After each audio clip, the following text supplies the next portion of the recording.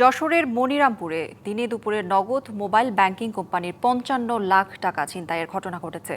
সকালে মনিরামপুর উপজেলার কুয়াদা জামতলা এলাকার অস্ত্র ঠেকিয়ে ছিনতাই করে ৪ দুর্বৃত্ত। খবর পেয়ে পুলিশ ঘটনাস্থল পরিদর্শন করেছে।